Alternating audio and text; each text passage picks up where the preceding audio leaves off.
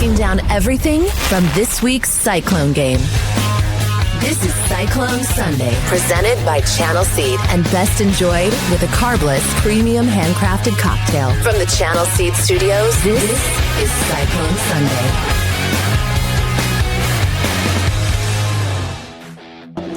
What is up, Cyclone fans? I'm Aiden Wyatt, joined by Ben Bruns as always. This is Cyclone Sunday from the Channel Seed Studios, presented by our friends at Channel Seed. However you want to put it, the Cyclones are 4-0. It wasn't pretty, but they got it done in Jonesboro.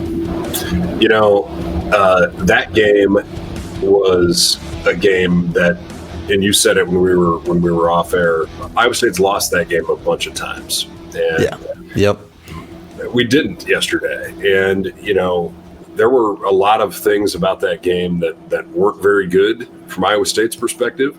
We also played an Arkansas State team that I think played damn good football. I think they believed they could win, and I think they executed like they wanted to the vast majority of the day. And I just think the difference was obviously the top-end ability of Iowa State is so much different than Arkansas State. Mm-hmm. But also just the poise of Rocco Becht was the difference in the game, in my view. I mean, that drive to end the first half is absolute magic. The willingness to run quarterback bootleg on 3rd and 5 when you're trying to run the clock out and throw a dime down the field to single coverage and make the play to catch it, that's different. And this Iowa State football team, continues to find ways to win. There were a whole bunch of missed assignments in the offensive line. There were, MAs in like all kinds of different parts of the game, right? But I just think this Iowa State football team, up against the rocks, and you'd like to go in there and know that you're going to cruise to a victory. But we talked about it at the end of the show last week, like, you're probably going to have a 60-minute game. So you just go play 60 minutes and everything's going to be fine. And, man, isn't it nice to be talking about a win today as opposed to a loss? Because, I'm sure people want to use this game against Iowa State in the Big 12. It'll be useful in all of that. But Iowa State didn't lose. If Iowa State does lose this game, then it can be used very, very heavily against the Big 12 in the future. Right? Because Iowa State's going to be really successful in the Big 12 conference. Guess what? Arkansas State's going to win a bunch of games. They've got a really good football team. Their quarterback played great. Their offensive line, was really good, I thought, especially as the day went on. But Iowa State's got a good football team, and we're going to get a chance to take a little break that obviously everybody needs. Yeah, let's back up a little bit. The first 3 weeks of the season, and that's including week 0, you beat 2 of your biggest rivals, and you have probably as high of an emotional high by the second week of September. Yeah. Take me through, I don't know if you ever had a spot like that in your career or not, maybe you can think of, but when you have those highs and you got to go to Jonesboro, Arkansas, to be an Arkansas State team that they don't see many Big 12 teams. They don't see a ton of top 15 teams. They want to beat you more than anything. Yeah. It's a weird scenario that I don't think we gave enough credit to last week. Yeah. What are kind of your thoughts, your perspective as a former player? Well, and a bunch of those.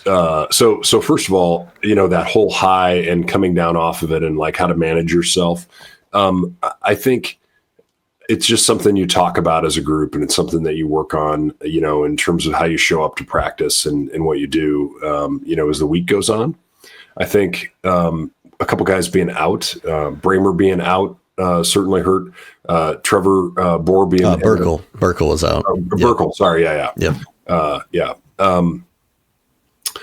Bohr coming back was a good sign, except that a new person in that offensive line, can create challenges. Where there was a tackle for loss because he didn't get off a block fast enough as we were flowing the play. And that's going to happen when you're getting back and getting into it, and working with that buddy beside you. You haven't figured out the tempo of all those things, but it's a good sign that he's back. I think it was always tough. The game after you played Iowa was always a challenge, no matter what it was, and you'd sure like it to be at home. And so I think Matt Campbell. He deflected pretty hard the idea of going and playing this game. But you can tell, like, coach isn't he isn't the hardest to read guy in the world, right? He doesn't want to go play that game. And the problem with that, and that's not to say he's wrong.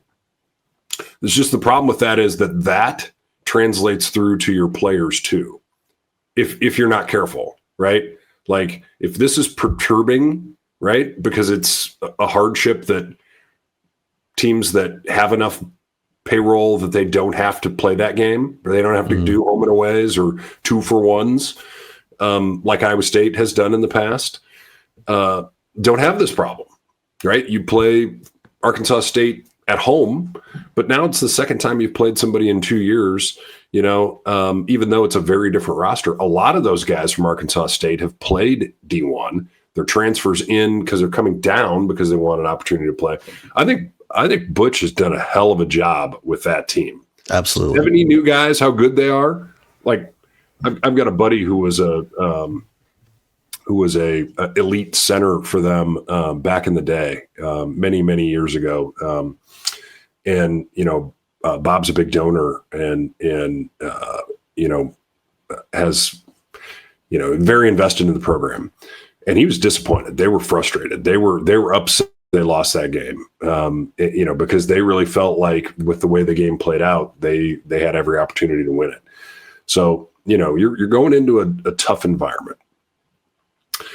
I think it says a ton about the maturity, in particular of Rocco Becht.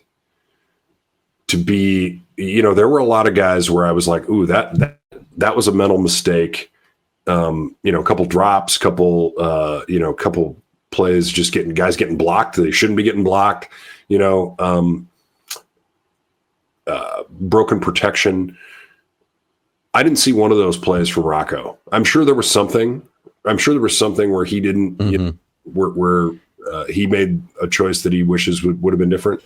But man, when the leader of your football team, an elite level quarterback and competitor, doesn't have any of those moments in a game where it would be very easy to, just kind of play ho-hum, he played great. And I just think that is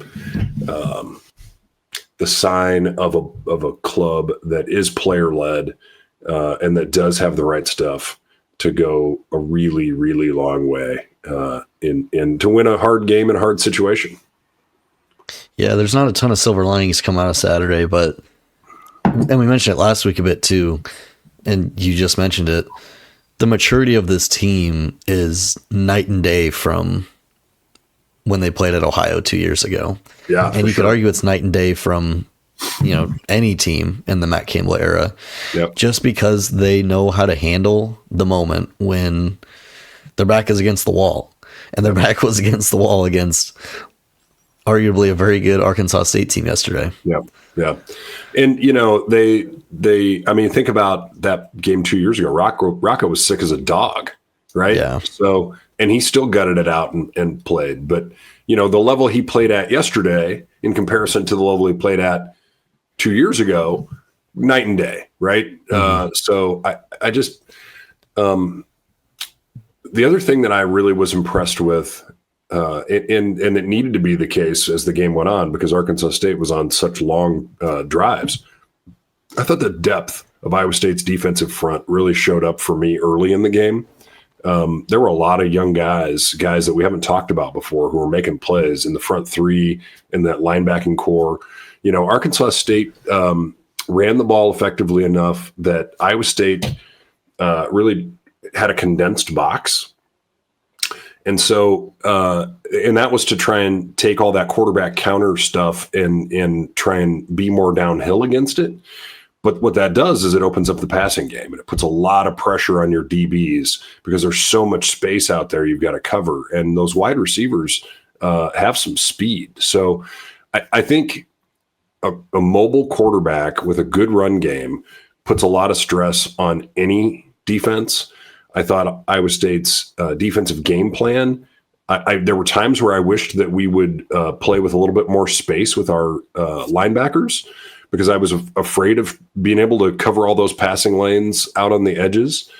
But I thought there were a bunch of guys that, that came in and really made good plays, tackles for loss, getting off blocks, and tackle about that tackle from Cooper early in the game to save a big play. It's just him in the middle of nowhere, right? And if he doesn't get the guy on the ground, who knows? So I think, if we'd have lost that game, we probably would be looking at the punt block as the play of the game, right? Mm-hmm. That thing, flipped the whole game on its head. Iowa State gets the ball there and runs down and punches in a score. It is a walk-off kind of game, I think. I mean, that team's going to be competitive throughout, but they're not going to believe the same way that they believed when, they go on a 17-play scoring drive and punch it in. And now your defense is, out there in 100-plus degree temperature that whole time. So, there are little plays that Iowa State wishes they could have back, no doubt, because the offense was clicking, and if you can just get them back on the field again, you got a chance. But they did what it took to win the football game and move on. And that's all that matters. That's the bottom line. All right, let's thank our friends over at Channel Seed quick.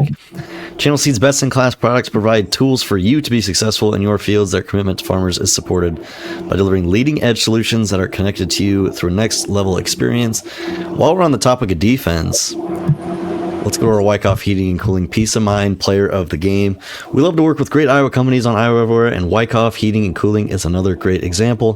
Family-owned and operated over multiple generations, currently in their third generation of family ownership, and the fourth generation, Rush Wyckoff works there. Wyckoff Heating and Cooling is not part of a national chain or a private equity group like so many other heating and cooling companies that claim to be local. Wyckoff customers have trusted them for generations, and they achieve that by not being full of gimmick or misleading free offers, just straightforward, honest solutions you can trust. For peace of mind under your roof, choose Wyckoff Heating and Cooling. Visit wyckoffcomfort.com. Brunsy, who do you have for your Wyckoff Heating and Cooling Peace of Mind Player of the Game? Yeah, I'm going to go with Trey Bell. And, as we've been sitting here talking, I'm tempted to change to Rocco just because, of the fact that, he made some great plays through that game. But Trey Bell is a guy that we haven't talked a lot about, plays corner, big guy, 6'2", 205.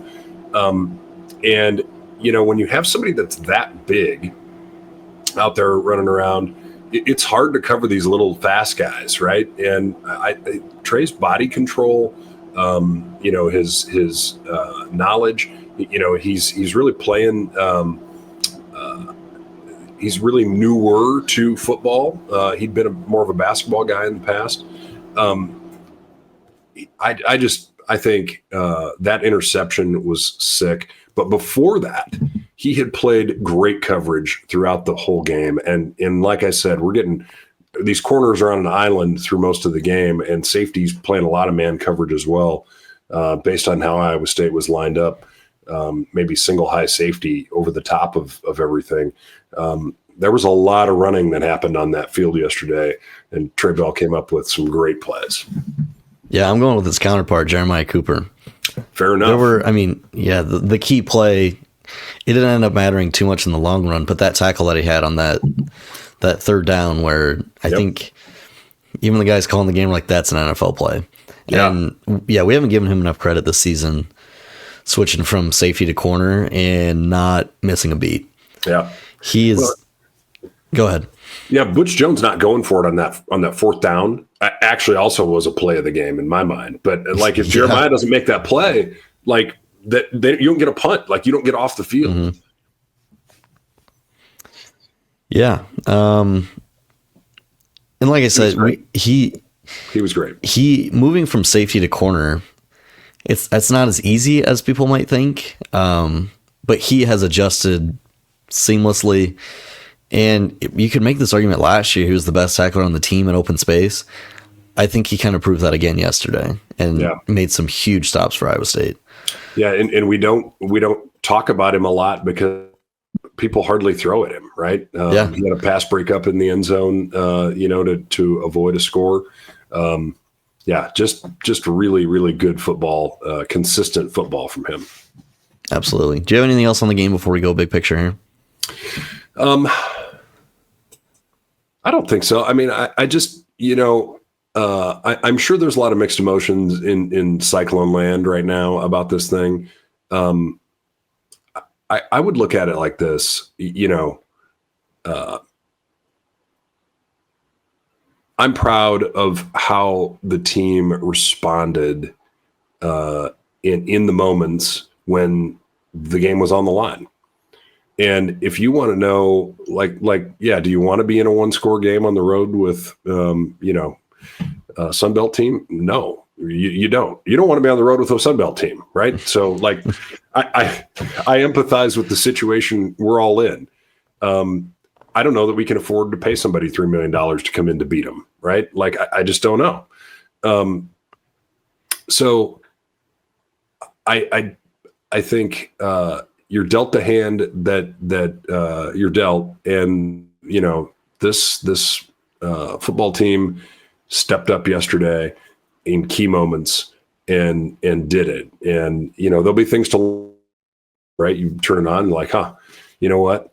We if we're going to slide this protection, we got to all slide. We can't just like some of us slide, one of us not slide, right? Like that doesn't work. So what do we do? So we make sure we get that right in the future. What do we do to make sure we run fit better on this quarterback? What do we, because, I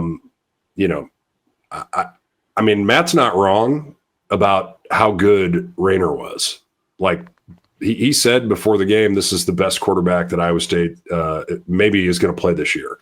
It's like a lot of Iowa State fans believe him now. He's going down in Iowa State lore with like the Will McElvains of the world, where just dudes are killers at that level. Mm-hmm. If he wasn't playing Iowa State, he would have been really fun to watch yesterday. Yeah, right. Exactly. And I feel for that Arkansas State team too, because you think about how good Iowa State's been at retaining talent.